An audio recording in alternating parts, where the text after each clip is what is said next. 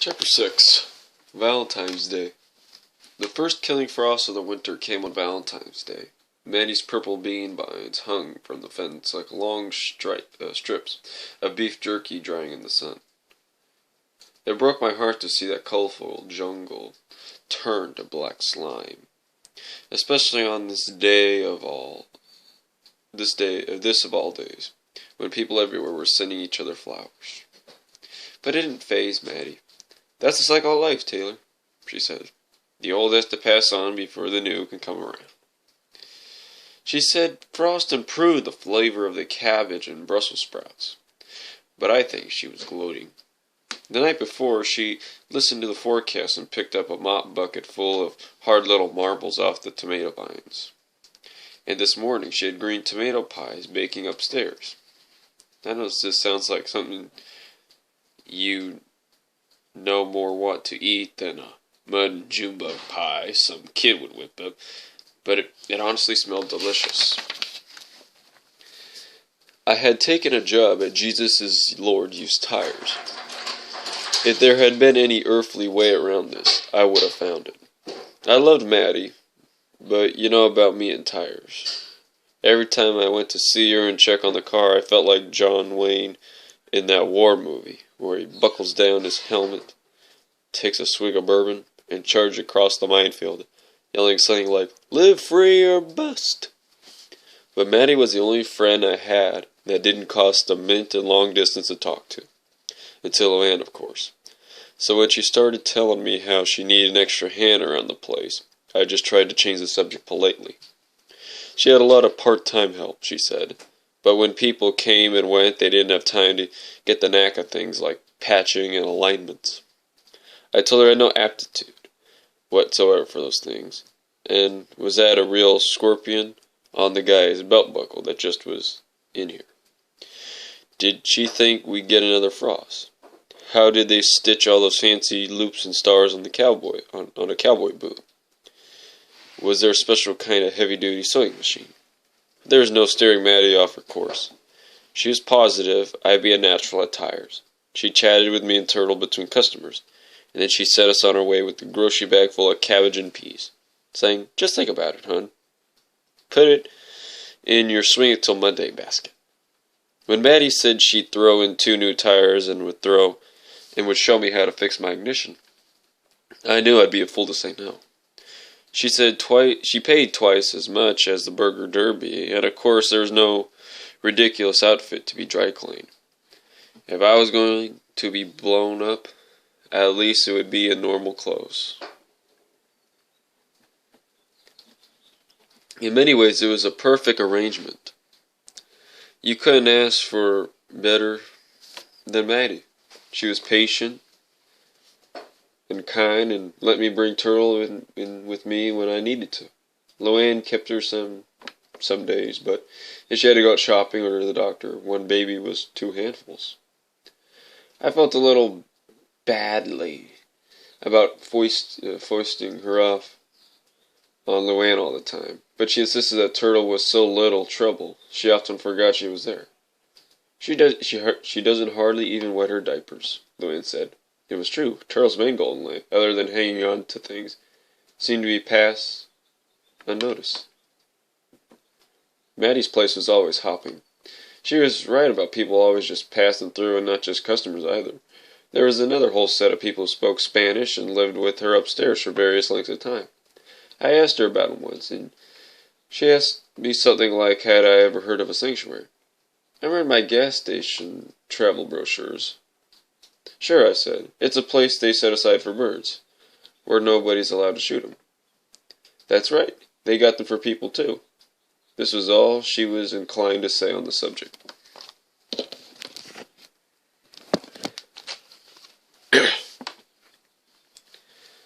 Usually the people were brought and taken away by the blue jeans priest and the station wagon I seen that first day.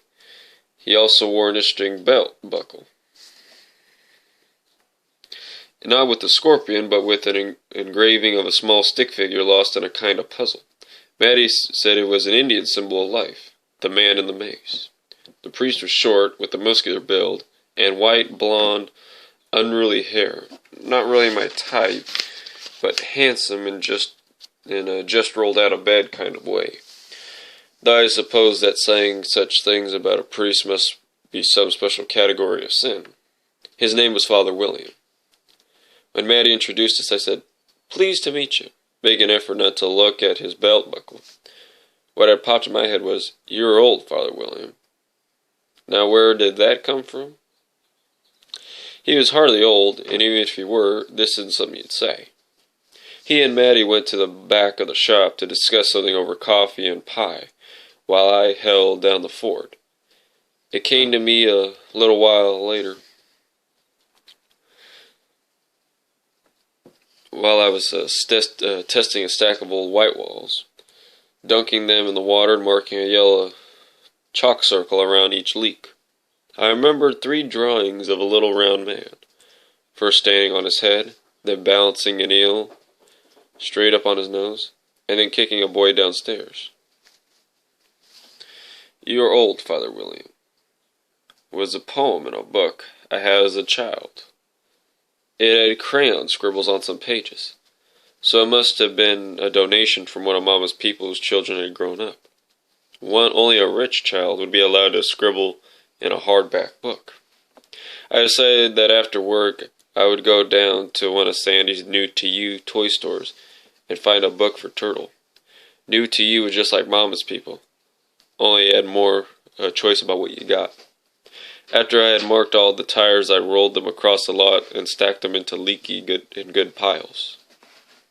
I congratulated myself on my steady hand, but later in the day Maddie saw me jump when some hot dog Chevy backfired out in the garage. In the streets, I mean. She was with a customer, but later she came over and said she'd been meaning to ask what I was always so jumpy about. I thought of that column in Reader's Digest where you write in and tell your most embarrassing moment. Those are all cute. The day my retriever puppy retrieved the neighbor's lingerie off the clothesline. In real life, your most embarrassing moments is the last thing in the world you want printed in Reader's Digest. "Nothing," I said. We stood for a minute with our hands folded in our armpits. Maddie's gray bangs were more salt than they were pepper, cut high and straight across, and her skin always looked a little sunburned. The wrinkles around her eyes reminded me of her Tony Lama boots. Maddie was like a rock in the road.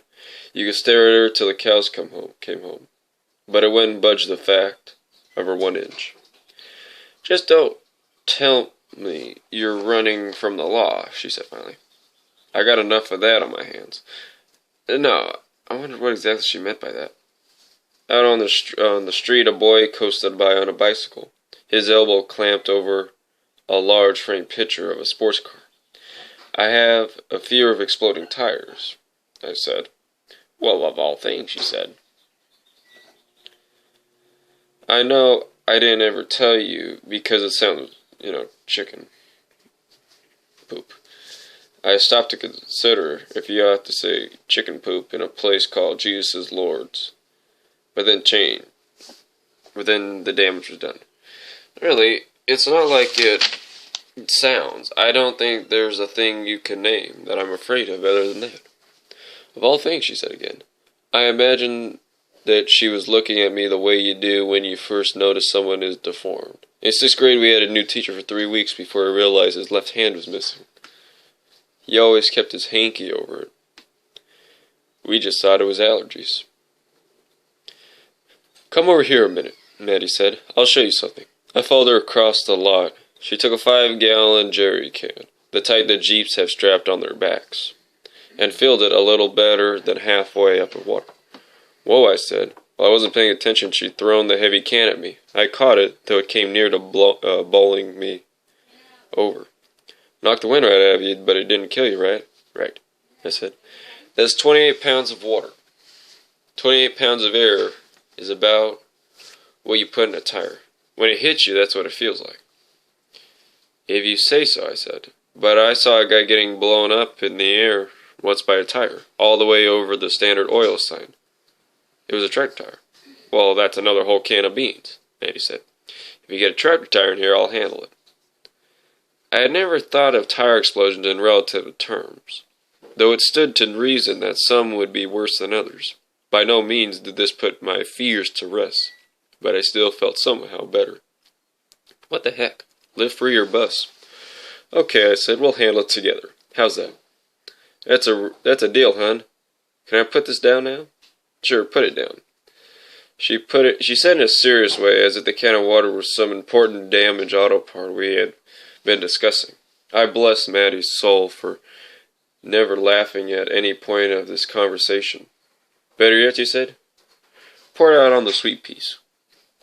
There was a whole set of things I didn't understand about plants, such as why hadn't the sweet peas been killed by the frost? The same boy sped by again on his bike, or possibly a different boy.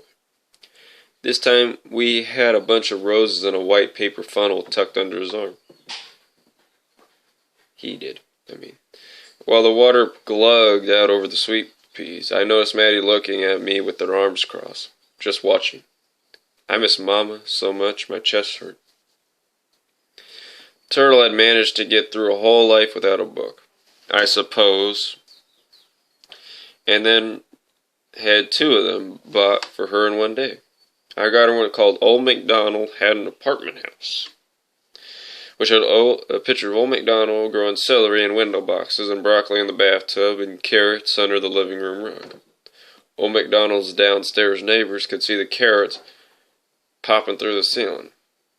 I bought it because it reminded me of Maddie, and because it had stiff pages that I hoped might stand up to Turtle's blood out of the turnip's grip. While I was downtown, I also looked for a late Valentine's card to send Mama. I still felt kind of awful about leaving her, and changing my name just seemed like the final act of betrayal. But Mama didn't see it that way. She said I was smarter than anything to think of Taylor, that it fit me like a pair of wash jeans. She told me she always had second thoughts about Marietta. I found just the right card to send her. On the cover there were hearts, and it said, "Here's hoping you'll soon have something big and strong around the house to open those tight jar lids." Inside was a picture of a pipe wrench. Luann, meanwhile, had bought one of those Name Your Baby books in the grocery checkout line. When I came home, she had it propped open on the stove and was calling out names from the girls' section while she made dinner. Both Turtle and Dwayne Ray were propped up at the table in chairs too big for them. Dwayne Ray's head was all flopped over. He was too little to hold himself up, and he was wiggling toward the floor like Snake Man escaping from his basket.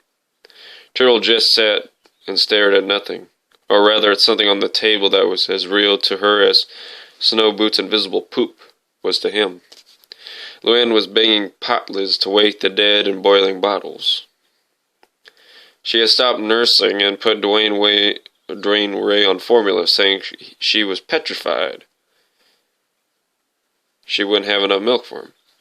Leandra, Leonie, Lenore, Leslie, Letitia,